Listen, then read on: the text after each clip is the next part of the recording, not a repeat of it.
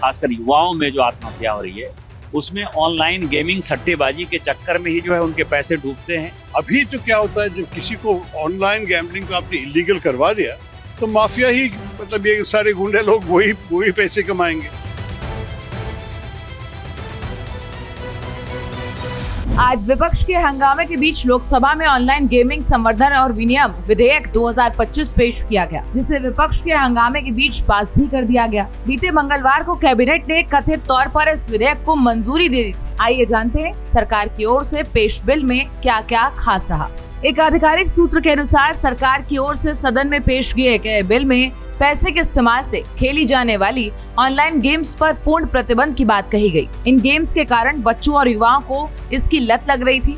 इसके अलावा उन्हें वित्तीय नुकसान भी होता था और इस कारण आत्महत्याएं भी हुई। सरकार का अनुमान है कि लगभग 45 करोड़ लोग हर साल ऑनलाइन रियल मनी गेमिंग में करीब 20,000 करोड़ रुपए गंवाते हैं। सूत्र के अनुसार सरकार ने महसूस किया कि ऑनलाइन रियल मनी गेमिंग समाज के लिए एक बड़ी समस्या है और इसलिए केंद्र ने लोगों की भलाई के लिए राजस्व हानि का जोखिम उठाने का भी फैसला किया है। सूत्रों ने ये भी कहा कि एक मोटा अनुमान है कि हर साल 45 करोड़ लोग अपना पैसा गंवाते हैं। उन्हें इससे लगभग 20,000 करोड़ रुपए का नुकसान होने का अनुमान है। इतनी आत्महत्याएं की घटना यदि हो रही है, उसके तह पर यदि आप जाएंगे, खासकर युवाओं में जो आत्महत्या हो रही है उसमें ऑनलाइन गेमिंग सट्टेबाजी के चक्कर में ही जो है उनके पैसे डूबते हैं।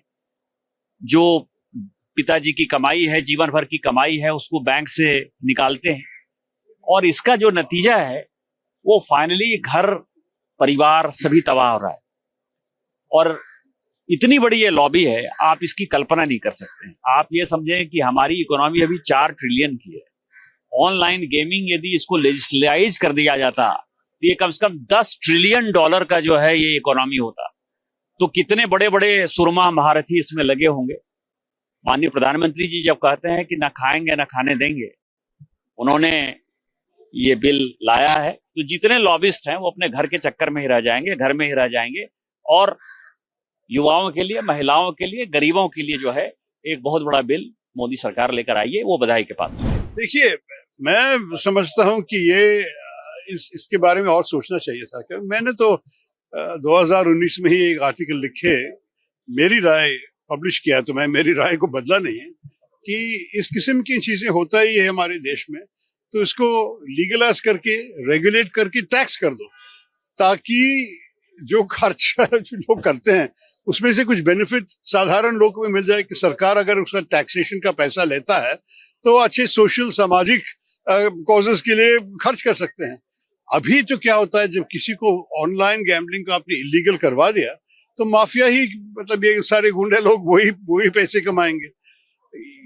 किसी चीज को बैन करने के बारे में ये सब सोचना चाहिए था। मेरे ख्याल में अगर सोचने का वक्त नहीं था तो इस बिल को शायद कोई कमेटी में भेज के, कमेटी के सारे एंगल्स, क्योंकि कई देश ने इसी विषय पे सोच के एक अलग तरीका से तय किए हैं। वो लोग तय किया है कि अच्छा होगा कि रेगुलेट करे और टैक्स कर दे।